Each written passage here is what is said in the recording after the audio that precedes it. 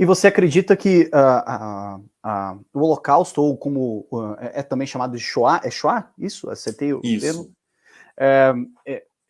Ele aconteceria como aconteceu com e sem Hitler por conta das questões raciais, étnicas e, enfim, genéticas, talvez, criadas no século XIX, início do século XX?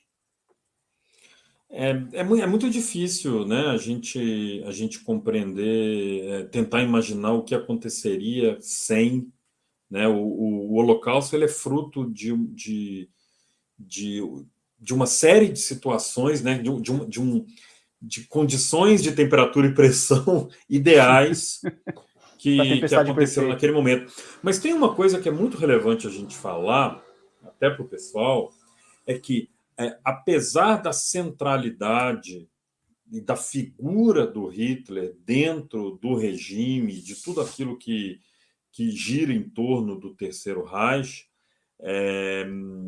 no que diz respeito ao Holocausto, né, ao genocídio por si só, é muito importante a gente entender como algo muito mais complexo, como uma engrenagem muito mais complexa, e Hitler era uma peça importante dessa engrenagem.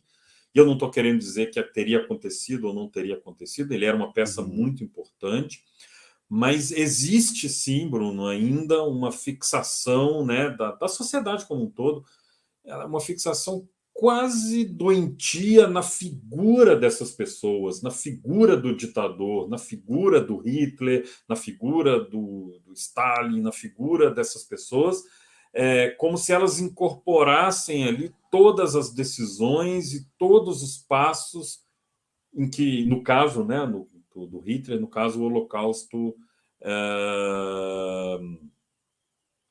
enfim, ocorreu. Então, assim, por mais que ele fosse uma peça importante nessa engrenagem, uma peça fundamental nessa engrenagem, a gente precisa olhar com um pouco de ressalva essa centralidade relativa a cada uma das etapas que esse genocídio ocorreu. Ele tinha sua grande responsabilidade, mas nem tudo que aconteceu, né, parte, seja de uma ordem, ou seja da figura, ou seja dele, né? E aí, né, o fato de personificarmos o mal em cima de uma pessoa apenas faz com que os estudos sobre o Holocausto, os estudos sobre o genocídio, eles se tornem enviesados, né? Então as pessoas vão começar a buscar na figura e na biografia do Hitler a explicação dessa perseguição que, como você mesmo disse, tem uma bagagem muito importante que vem ainda do século XIX, toda a questão ligada à eugenia, ao darwinismo social,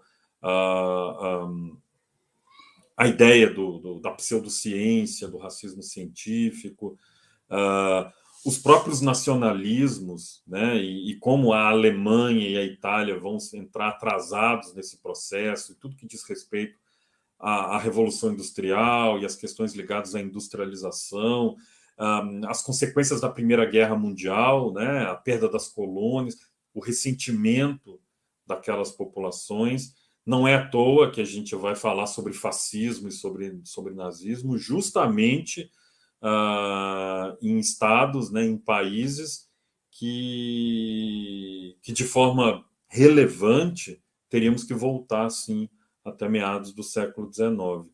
Então, eu vejo com muito cautela essa questão da personificação do crime em cima de uma só figura, por mais central e por mais importante que ela tenha sido em todo o processo.